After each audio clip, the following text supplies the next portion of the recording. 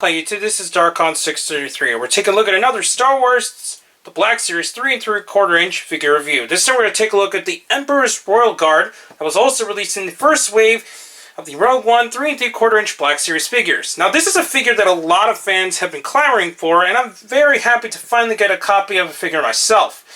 The Royal Guard is actually one of my favorite designs in the original trilogy in terms of kind of the troop builder kind of style, although it's not a traditional troop builder since there's a lot less of them compared to the other stormtroopers and various other things. It's still technically considered a troop builder, and I think they look really nice, especially with the whole design of the cloak and just the more regal design of a troop kind of character.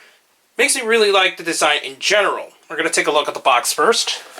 The box is, once again, just the standard Black Series box. We have a picture of the Royal Guard's head there, and a bio is normal in the back, and that pretty much covers that. Now we're going to take a look at the figure itself.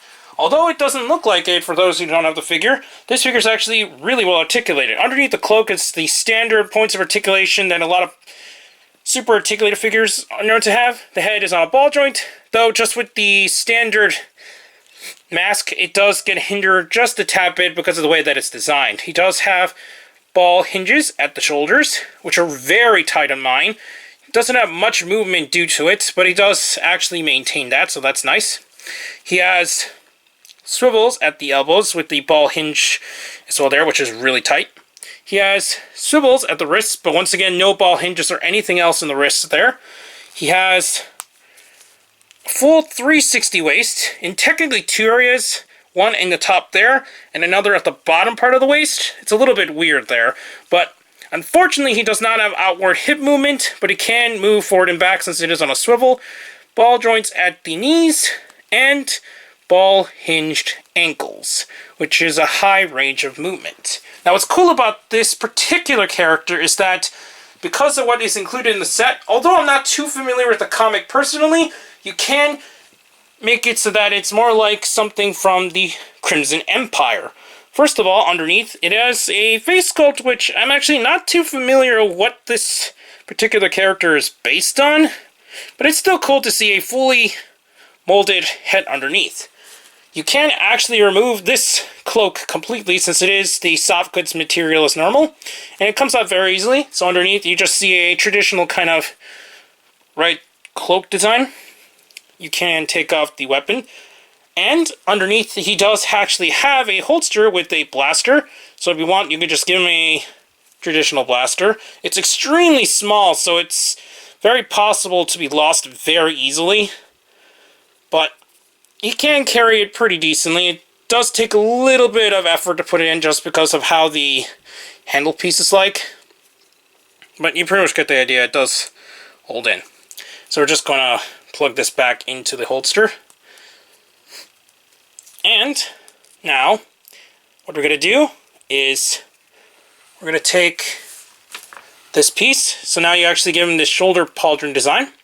And to make it look more like the Crimson Empire style Royal Guard, you can put on the standard helmets. Now it looks like this.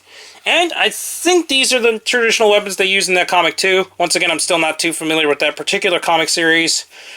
But it's still cool that you have a lot of options to actually display this particular character. We're just going to quickly put back the standard design and take a look at him next to Emperor Palpatine. So we're just going to quickly put back the cloak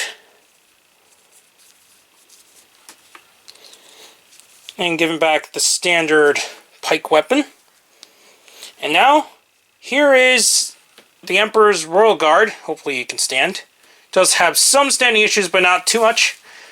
Next to Emperor Palpatine. Now this is an Episode 3 Emperor Palpatine from the Vintage Collection. I actually got this one because I thought the figure in general was just a little bit better made than the other release from the Phantom Menace.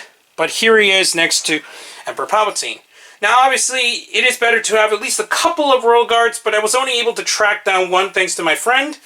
I might get more in the future if I find some personally, but I think I'm okay with just one guard personally in my collection. So, I think this is still a fantastic release, and it's a very nice shout out to those who missed it out on the first release, since it was extremely hard when it initially released back in the it was around the 2011 to 2013 range. I forgot exactly when this particular figure came out, but within that time it was extremely hard to get a hold of, so it's nice that these are just a tad bit easier to get a hold of. It's still going through a lot of scalping problems, but it's still a little bit easier, especially compared to the older releases, I think. So I highly recommend picking this up. Anyways, please comment, subscribe, and check out Hirotaku and Hero Club. Also check me on Twitter, DarkGone633, and don't forget to comment, rate, subscribe. Please check down the other channels down below. I'll be back with more Star Wars reviews, but for now, we'll see you on YouTube. Bye.